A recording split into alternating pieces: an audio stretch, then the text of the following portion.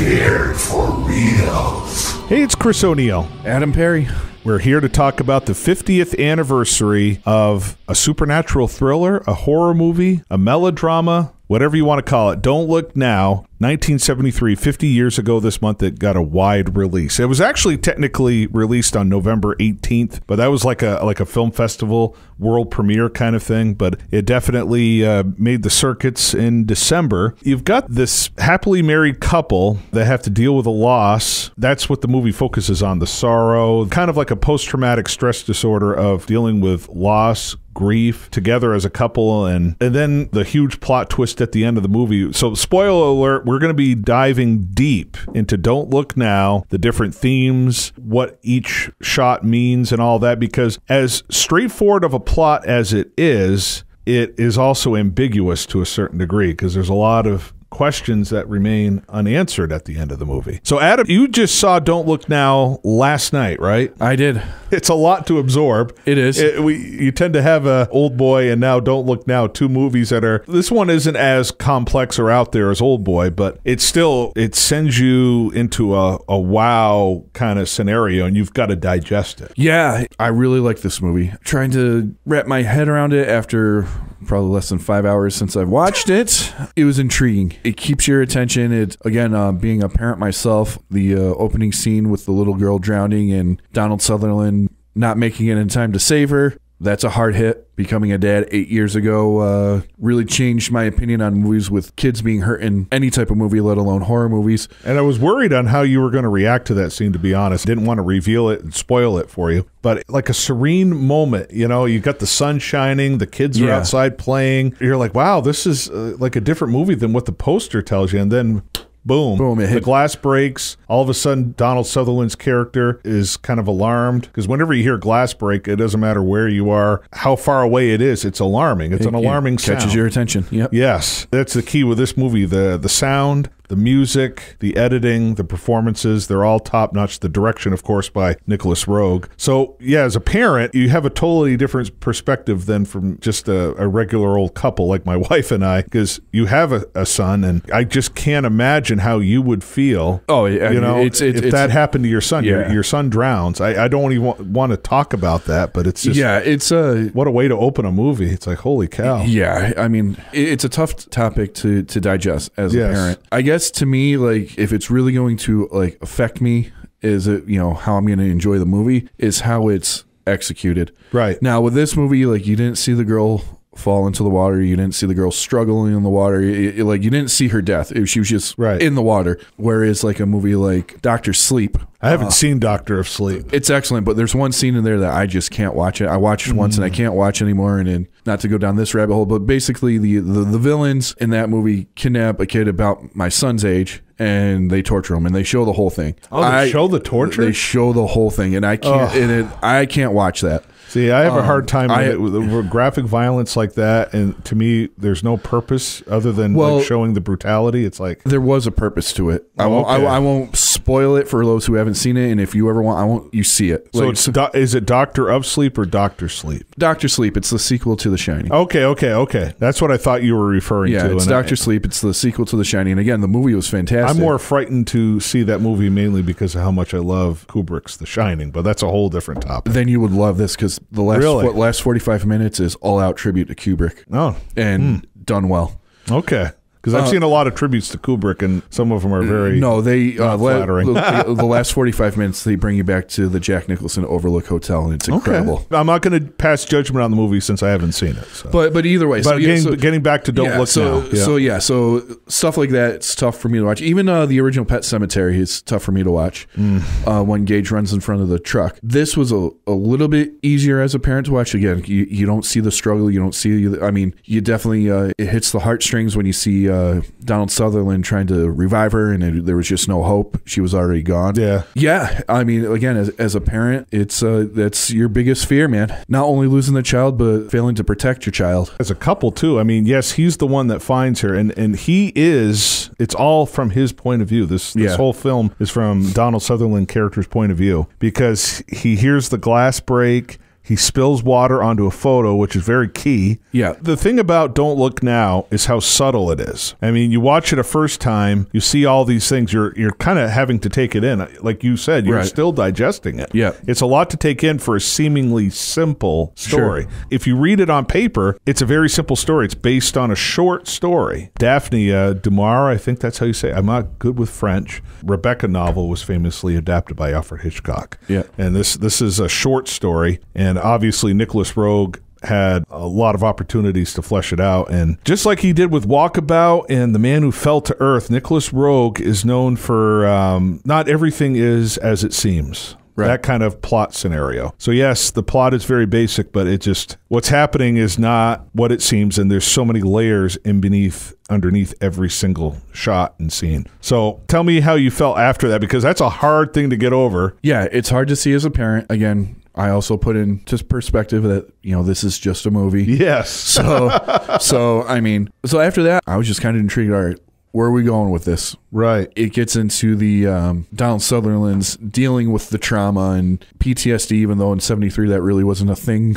It wasn't as talked about. It wasn't given that term. Right. So that was intriguing. You kind of wait the whole movie to see where it actually goes. Because they keep throwing in these little twists, like I guess you would call her a medium. Yeah, a psychic medium that his wife's befriends. Right. So you're like, okay, what's this about? Is she trying to hurt Donald Sutherland? Is she trying to protect Donald Sutherland? That is very key. Because you see that they're two sisters. They're very mysterious. Julie Christie's character has a conversation in the bathroom with them. The next time they meet, after Julie Christie meets up with them in their hotel room, and then there's one cut shows them laughing. Yeah. Are they laughing at the picture that's in their hand, or are they laughing because they duped Julie Christie and Donald Sutherland? Yeah. You really don't know, which, again, is the genius of Nicholas Roeg and Graham Clifford, the editor of the film. Mm-hmm. So go ahead. You're just kind of going through this weird travel of coping, and now you got this psychic medium, then you're getting little hints of the girl kind of being around, and Donald Sutherland's not sure what he's seeing. Right. His wife's not sure what she's seeing and what she's hearing. But she seems happier and more comfortable with it than he does. Well, yeah, because the psychics are telling her that her daughter is happy. Right. And so he doesn't believe in it. Yeah, she buys into it. He's a skeptic. Yes. So and then it kind of goes into this weird plot where, there's something malicious with the psychic medium, so they're kind of like trying to abduct his wife a little bit, or do something with his wife, and he's trying to figure that out. All the while,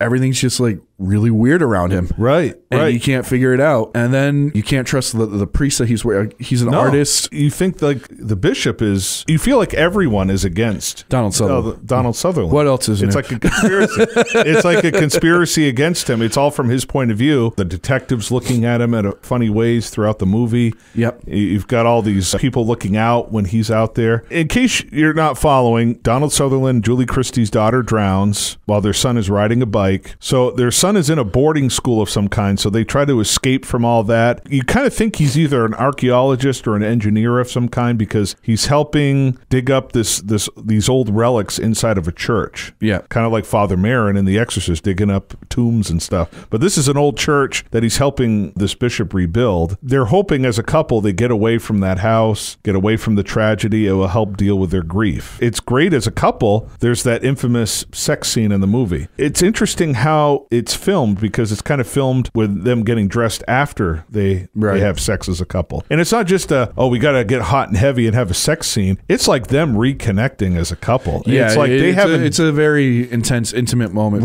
between them. And they get the impression they really haven't made love in a long time. Right. And she initiates it, which is interesting. And interesting as they're getting dressed after they make love. And it's like last happy moment in the film, to be honest. Yeah. From there, it's like everything's going to go downhill from here. Right. And you get that unsettling feeling after. But anyways, continue with your analysis. I'm kind of jumping in here.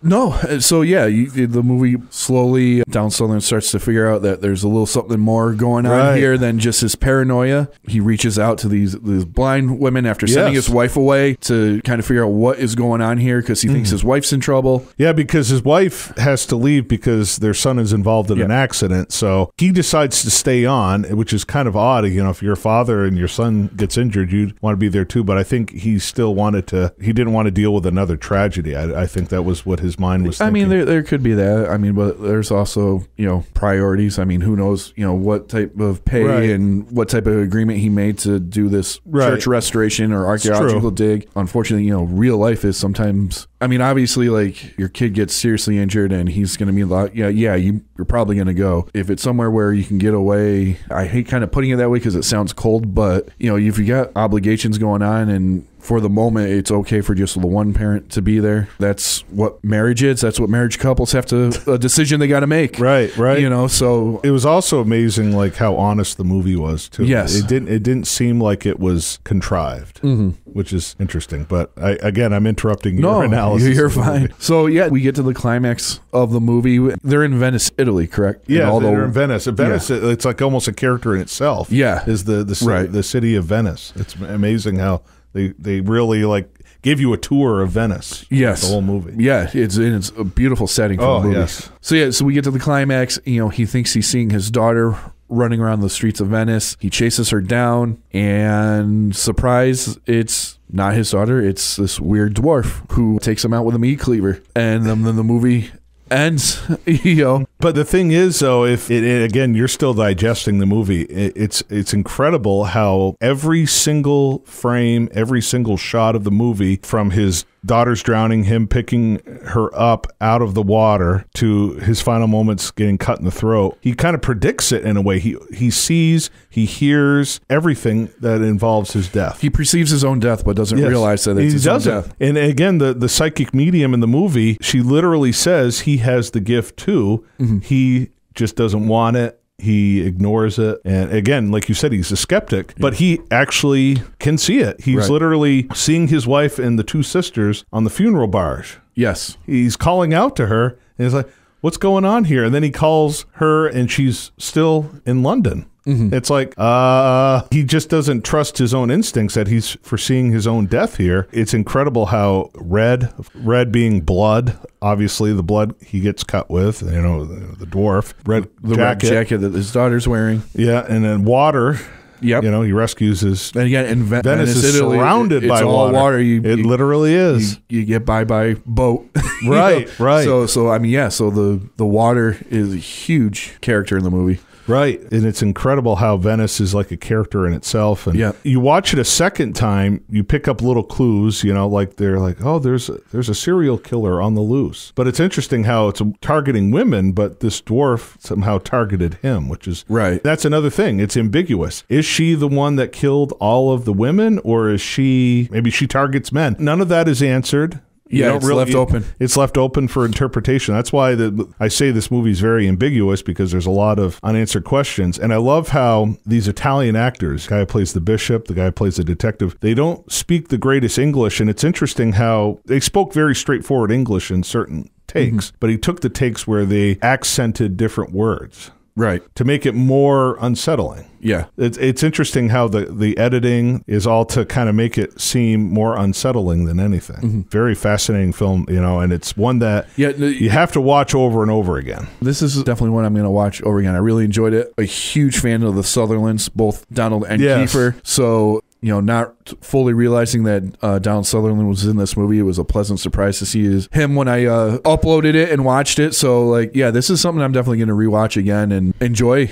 Yeah, Don't Look Now. I've seen it several times over the years. It's a movie that when I was younger, I'd heard about, and in my early 20s, I'm like, I'd like to see it. But Criterion Collection released the Blu-ray back in 2015, 2016, maybe even 2013 for its 40th anniversary. But I picked it up then, and I was just like, one of those movies after you watch it, you're like, where has this movie been all my life? Right. I don't know if you felt that. But I didn't think where has it been all my life? But it was like, oh, this is a nice gem to finally check out. Nicholas Roeg, pretty much every filmmaker, whether they make dramas, suspense, horror, whatever, Hitchcock. I mean, Hitchcock, how could you not? And apparently the death from Laura's scream to the screech of a drill is reminiscent of the 39 Steps. Have you seen that movie yet, Adam? The 39 Steps? No. Hitchcock's masterpiece. The movie's approaching its 90th anniversary. In 2025, the movie will be 90 years old. Holy crap. Yeah, it's a very tight 85-minute film, and it's so incredible. There's so many unforgettable scenes. You know, it's like now I have to rewatch it again after reading that Don't Look Now was very influenced by that particular Hitchcock. Yeah, we'll have to do a future show on it. Well, and another thing, have you delved into the giallo? Have you delved into that genre? A little bit. It kind of reminded me of giallo films, just the way, obviously, I mean, you take the filming location out of play, but, you know, the whole knife, obviously a character in disguise of some sort, that's like a typical, I mean, most of them wear masks in the typical giallo movie that you know, Argento made very famous. There's a lot of debt owed to Hitchcock, and I think Italian giallo films. I honestly think Nicholas Roeg watched some Italian giallo films. You know what fascinated me about it was the color scheme of this movie. Yeah. I mean, not only red, but it was just the different shades of colors. Well, there was a lot of like tans, beiges, browns. Yeah, you know, very low. And then you saw the red, and the red just hit you in the face. Oh yeah, well, and the blood at the end of the movie when Sutherland gets slashed in the, it was like Hammer horror blood, very bright, almost orange type blood. Kind of like, you know, when, you know, the Curse of Frankenstein. Right in the eye. That was another thing Nicholas Roeg said is the use of red, he didn't want it to like stand out, but he'd have little bits of it. And like you said, you have all these other colors, the red will stand out more. Well, and that was just it. I mean, like there wasn't really anything like the blues were dark blue. Right. Like it's in... Again, a lot of grays, a lot of browns, a lot of dark browns, you know, and it just really accentuated the red when you saw it. Yeah, I mean, it was like a little bit like you see like the dwarf in the church, in the photograph, and you don't really make heads or tails of it until he gets slashed in the throat. It's just one of those things. This hopefully will lead you to check out Nicholas Roeg's other films. Sure. A couple of years prior to this, he did an Australian film called Walkabout. Again, talk about a movie. I don't think he didn't have the same editor for that one. He did reuse the editor for The Man Who Fell to Earth, which was David Bowie. Did you ever watch that one?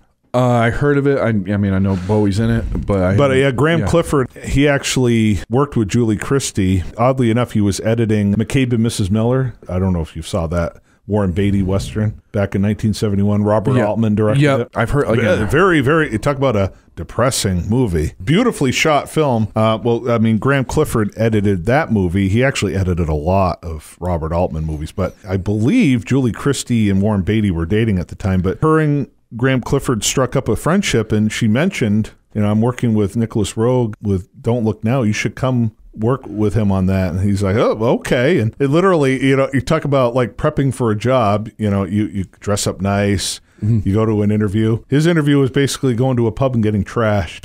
And afterwards, you got the job. It's like, okay. Hollywood, man. Hollywood. Well, yeah, that's a thing, you know. I mean, he obviously trusted Julie Christie, and it's like, okay, all right. Too bad we don't know any famous people like that. We could get a good, cool gig like that. Right. And literally, you look at a film editor back then versus now. Obviously, you got digital now, but like film, you had to cut up. You really had to be careful with it. Yeah. But another interesting thing that he was mentioning in an interview, the editor, was how he also had to take the music and edit it with the scene, and he'd have a sound guy record like the running around in Venice in the dark. Yeah. He had to have the sound guy go out and record just random sounds like that so he could edit those into that. So, I mean, it's like the film editor literally editing sound, music, and everything all in one. It's really incredible how that worked. Listening to a film editor talk, you know, it's good to get his perspective on things. Let's take a look at the history of Don't Look Now. Let's talk about the music before we get into like the video release and stuff like that. Pino Donaggio, that was his first movie. He was kind of just surprised. He actually had a hit as a singer. He wasn't so much a film composer. Are you a Dusty Springfield fan at all? I know you're kind of a rock guy. I'm more of a rock blues guy, but I know him. I respect it. You're aware of Dusty Springfield. I don't know if you remember the song "You Don't Have to Say You Love Me." Do you remember that one? I'm sure I've heard it. Yeah, I mean, a big 66 hit. But he did the Italian version of that, and she recorded it. Probably made him some money too. He had never scored a movie before. He had no interest in making soundtracks, but, you know, he was introduced to Nicholas Roeg, who, well, gave him a shot. I guess he just wanted him to do something for the beginning of the movie. Again, when you talk about a typical horror movie, especially the ones we grew up with, you know, the 80s slasher movies, you don't think of classical music like that. Right. You know, and that was another thing. It's like Wicker Man. It didn't have the typical horror music. Well, I mean, not only that. I mean, you think of the music that we grew up with, you know, the slasher genre in the 80s, early 90s era of horror, you know, where the soundtrack was almost a character in itself. Right. You know, right. Then you go back to, you know, where I got into horror, to the Universal Classic Monsters, and there was no soundtrack. Really? Yeah, I know. What did they use? The Swan Lake by Tchaikovsky for Dracula over and over. And, you know, for Dracula. Yeah, too. But you watch, but that's only in the title card. Right. There's no music through the rest of the movie. Same thing with Frankenstein. That was an original piece in Frankenstein. Right. And then there's no music the rest of the movie. I know. Yeah. And that's what made it so fascinating with especially these 70s movies. Like you said, the typical studio system had collapsed, and a lot of people would like to see that happen again. I think it's kind of happening. It might be at some point. It's at a breaking point now. But yeah, I guess there was a disagreement. Going back to the music, Pino Donaggio, the only disagreement over the musical direction of the film was for the score accompanying the love scene. I guess Pino had this grand piece, but Rogue thought the effect was excessive, wanted it toned down, and it worked perfectly, because having an orchestral scene and like a big grand thing, but it's a small intimate scene. Yeah, you know, them reconnecting after them losing their daughter. And talk about the sex scene controversy. A lot of people thought it was for real. Not only a huge shout out to the editor, the director, but the two actors. Like literally, they asked in an interview, you know, Donald Sutherland, it's what you call great acting. I was just going to say that. I was like, boys and girls, that's called acting. But I think what they did was to generate more interest for the film. You know how they create controversy. Yes. Yeah.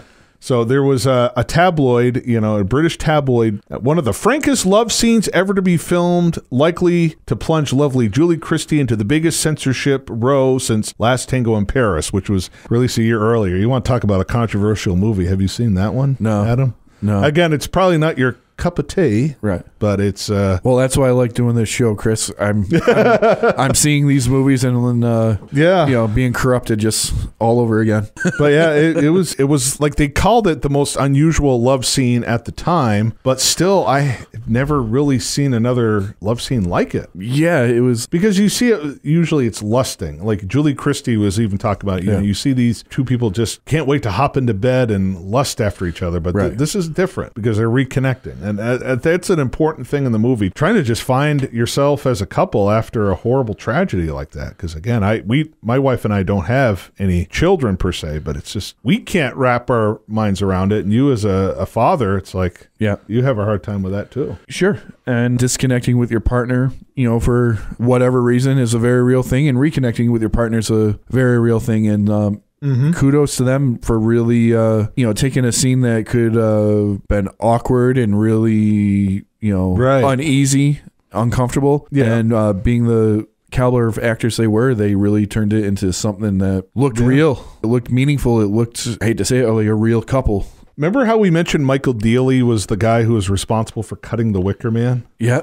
Well, he shows up again here because he oversaw Don't Look Now's United Kingdom distribution, okay? Yep. He claimed that Warren Beatty had flown to London and demanded that the sex scene featuring his then-girlfriend to be cut from the film. The rumors were seemingly confirmed, apparently, because a lot of people thought that was just like, publicity and stuff, but apparently a film critic who happened to be a Paramount executive at the time, he wrote a book and he says he was on the set the day the scene was filmed and could clearly see Sutherland's penis moving in and out of Christie. That's what it says here. He reiterated Warren Beatty's discontent, noting that Beatty had contacted him to complain about what he perceived to be Rogue's exploitation of Christie and insisted that he be allowed to help edit the film. Sutherland, though, issued a statement through his publicist saying that the claims were not true and that executive didn't witness the scene being filmed at all. So again, I still think this was just a big publicity thing. But again, it comes down to, you know, he said, you know what I mean? Yeah. And, you know, and Sutherland and Julie Christie even said it was just acting. It was just some publicity, and it probably ruined Julie Christie and Warren Beatty's relationship. And if it wasn't for that, Warren Beatty wouldn't have dated Carly Simon, and Carly Simon wouldn't have had that hit, I'm So Vain. Right. Anyway. I was going to say, let's kind of be honest here. There's no secret what the Playboy Warren Beatty was, so he probably had 3 other girlfriends at the time. Probably. So, I mean, whatever. Right. You know, They were in a few movies whatever, together. you know. They were in a few movies together, and 5 years after that, he director in Heaven Can Wait. Yep. I don't know if you remember that movie. I remember that movie. Yep. Yeah. So when the film came out, it had kind of a mixed release. You know, it was marketed as a psychic thriller, which is not a bad way. Again, No, that's a good description for yeah, it. it's not bad. It's still a hard movie to classify because some people call it a horror movie. They call it a horror masterpiece. It is a horror movie. It is a thriller, but it's also a drama. It's a very intimate drama. Yeah, and you know, we were talking before the show. Sorry, we were going to dedicate an entire episode to is it horror or not? Because there's so many movies. Yeah, a movie like this falls into yes. like Exorcist, Jaws, Silence of the Lambs. Right. You know, Wicker Man, too. Wicker Man. Yeah, so it's one of those strange movies where it does have all the horror movie red flags, I guess you could say, to label it. you know, no pun intended. Yeah. But it's also it's way more. A few weeks after its premiere, November, obviously, I mentioned way at the beginning, a main feature of a double bill, which included The Wicker Man. It went on to great acclaim, as you know, but the two films have thematic similarities and both end with their protagonist being, well, killed, sacrificed. Right. Yep. You know, it got mixed reviews when it came out. Although the film was among the top British titles, the box office, I guess it came in second and it ranked in the top 20 of the year overall. So, I mean, it had a lot better box office life than The Wicker Man because I think Michael Dealey liked this film more than The Wicker Man, which is, it's unfortunate. As a film executive, you would think, you know, okay, how I personally feel about a movie, it shouldn't dictate the fate of the movie. But I mean, having just watched Wicker Man and now watch this, I can definitely see the more commercial potential in Don't Look Now than I do the Wicker Man. Well, but they cut a lot more out of the Wicker Man. I understand that, but just like again, just from outside perspective, if I'm saying, all right, what do I think is gonna make me more money? I'm gonna say Don't Look Now. It's probably gonna grab a way bigger audience than the Wicker Man will. Well, yeah, but I wouldn't put it as like a a throwaway second double bill. I'd have it like its own separate release. So I wasn't suggesting that either. I'm just saying having Wicker Man come out in December is probably not the best idea. No. That would be more of a good summer release. Maybe summer. That movie, like you said, you're not sure how the box office is going to do. Yeah. So having it the first quarter of the year rather than the last quarter, because December, you think of these prestigious pictures like The Sting, and The Sting went on to win Best Picture in 1973. This movie definitely has more broad appeal. I know what you're saying there. Yeah, and also, if we're talking about releasing movies at certain time of the years to get a certain reaction, we hadn't really gotten there yet because the first summer blockbuster was Jaws that comes 2 years later. Right. So there really wasn't they didn't really know what, like, The Godfather came out in March of 1972, and that was a huge success, and this was actually released by Paramount Studios in the United States. Right. Unfortunately, it wasn't as big of a deal. Again, like, people see it for the first time. It has more broad appeal than Wicker Man, yes, but it's still, you've got a few different genres. So if you got diehard horror fans, it may not 100% satisfy their appetite. A thriller, it may suffice, but it's so different from any other thriller, any other horror film. So it's so difficult to classify. Not as difficult as The Wicker Man. You're right. It's still very difficult. And again, as far as releasing, I mean, this was still the time where we just get it made and get it out. Right. Yeah. And that was the thing. Like, Donald Sutherland talked about having some ideas. Hey, I have some ideas, and he got shot down. It's like, okay, I just got to do the assignment, and that's what they looked at as an assignment. But I don't know how anyone can predict if a film's going to be like looked upon as a masterpiece. And that's just saying, like, in today's movies, or I should say since Jaws, it's become a science. Right. It's been like, all right, we want to release this movie at this time of the year. Right. What else is coming out? What else is scheduled to come out? All right, well, maybe we'll push it off another year. Right. Or maybe we'll, is there another time of the year? That it wasn't thought of like that back then. No. It was literally shoot it and let's make our money back. Right. Hopefully make your money back. Yeah. And it seemed like, Don't Look Now, it didn't bomb. It wasn't as huge. It wasn't looked on as highly as it is today. Right. Again, it's a British film, technically. In 2000, one of the 8 classic films from those that had begun to deteriorate, so they had a complete restoration in 2001, and then they gave it another theatrical run. And of course, it's been released on all platforms. Obviously, Criterion, okay, I was wrong. I said 2013. It was 2015. You probably don't collect Blu-rays and stuff. I used to. I had a massive DVD collection. Same here. And then when everything started turning to Blu-ray, I was like, right, this is too much money. I'm just going to buy what I really, really like. Well, exactly. You know? Exactly. In my early 20s, all the way up to my early 30s, I just bought tons and tons of DVDs. Yeah. And then I literally had to go through. It's like, what movies am I going to honestly revisit? And this is one that I blind bought it. I had never seen it, but it's one I always wanted to watch, and I was just blown away my first viewing. Like you, it's like, whoa. Yeah. And I needed time to digest it, and then rewatching it second, third, fourth, fifth time, it's just you appreciate it more and more. It's just, you know that you are watching a masterpiece when you can actually comfortably say that. Right. I highly recommend it. I mean, it sounds like we're giving a free plug to Criterion Collection. They just actually released the 4K, because they had a 4K restoration they released in 2015, but they actually have a 4K disc that you can get now. I won't probably upgrade to a 4K, especially with Criterion, because their Blu-rays are so amazing.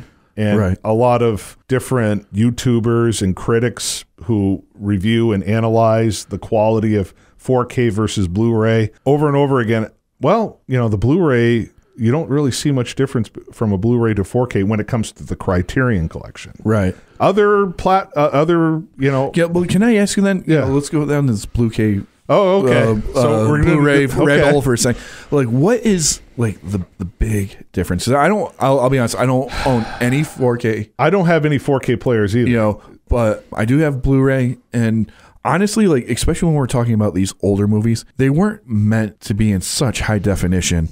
Well, you know, it's interesting you say that, because not to cut you off, but I always go back to one of my favorite movies, The Fugitive. Okay. And I saw it. It was like at Walmart, and they had it on a 4K. They were doing a 4K demo, and it was The Fugitive, and I just couldn't. It didn't look right. It looked like someone's home movies from the 80s. You know, especially with The Fugitive, I've heard a lot of mixed reviews on that 4K restoration, and that's why I kind of don't take into major studios releases. I did get a 4K upgrade of The Exorcist. I did a 4K upgrade of Apocalypse Now. These are the studio version, not boutique labels. I did one recently for Schindler's List. Not so much I need the 4K. It's because, well, Apocalypse Now, it was so hard for a while to find the theatrical cut. Same with The Exorcist. I got those 4K restorations because they included the Blu-ray. Not only that, they had the original versions of the film. And Schindler's List is just a film I've had on VHS. I've had it on DVD. It's one of the very few films I will double dip or whatever you want to call it. But The Fugitive, I heard a lot of bad reviews on how the 4K restoration is. It's still a newer technology. And my father-in-law has a 4K TV. So we bring up Criterion Blu-rays, and it's so, it pops. Right. An older film. Like, imagine watching Frankenstein, 92 years old, 4K, and it looks like it was just released yesterday. Just imagine that. I do. But it's not sloppy looking like The Fugitive.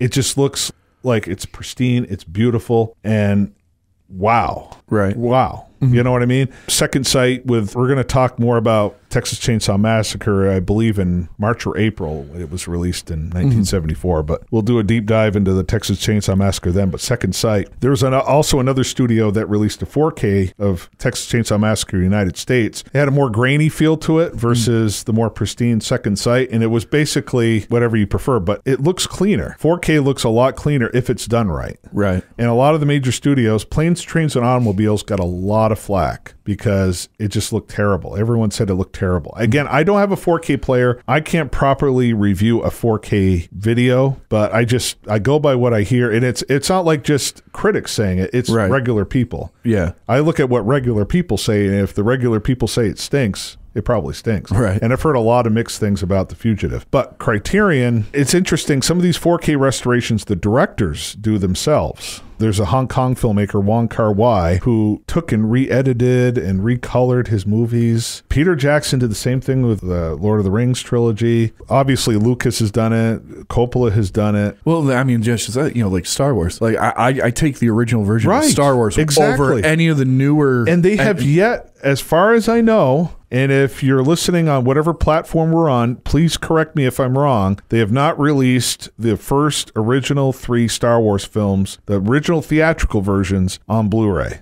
They've done it on DVD. I don't think they've done it on Blu-ray as far as I know. And now that Disney owns it, well, who knows if we'll ever see that? Yeah, but I don't know. Like, again, I understand the clean and the it looking good, but I always, if you have like a 4K restoration of a movie on Blu-ray, especially if it's from a boutique label, you know the difference between a boutique label versus a studio. Yeah, I would trust a boutique label over a major studio release. Unless it's Casablanca. Casablanca is a movie that Warner Brothers will always like literally bend over backwards to make sure that Casablanca is okay. Yeah. They'll make sure that Kubrick's Warner Brothers films are pristine. They'll always make sure that The Exorcist is okay. Right. Certain other movies, not so much. Don't Look Now is highly recommended. Again, if you have the regular Blu-ray of a 4K restoration on the Criterion set, you don't need to upgrade to the 4K, but if you never owned the movie before, you might as well get the 4K of it. If you have a 4K player, that is. Right. I still don't have one. Kind of like, hey, Nicole, when the Blu-ray player dies, can we get a 4K? Oh.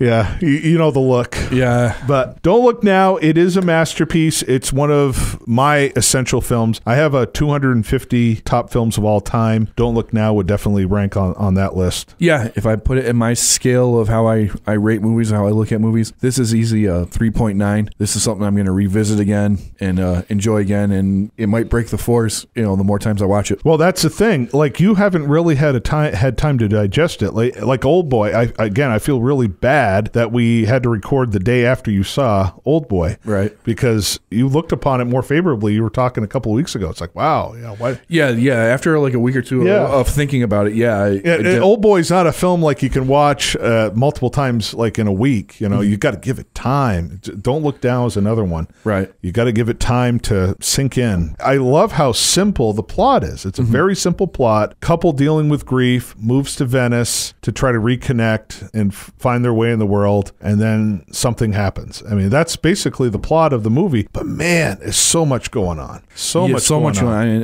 Again, very subtle film. It's a beautifully shot film. The editing, the music, the direction. Nicholas Roeg at the top of his game. He fresh off of Walkabout. You would then do the Man Who Fell to Earth. Those are like the 3 pinnacle movies of Nicholas Roeg's career, in my opinion. Right.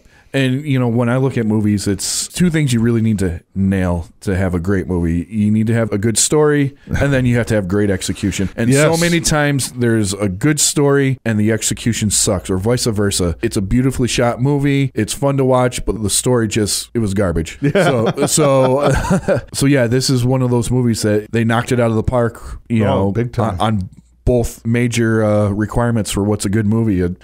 Good, basic, non-complicated story. Right. And then the execution was just out of this world. Daphne du Maurier, I think. I'm not good with French, but Daphne had 2 amazing film adaptations. 33 years before this, Rebecca, which is an interesting Hitchcock film because it was David Selznick versus Alfred Hitchcock, and you get a little bit of both of their styles in that movie. And this movie is another one of Daphne's amazing adaptation. Don't Look Now, again, read the short story, watch the film, whatever order you watch or read it in. I highly recommend it. It's just an essential film to me. It's an essential film, whether you love thrillers, horrors, or dramas. It's an essential in all 3 genres. Couldn't agree more.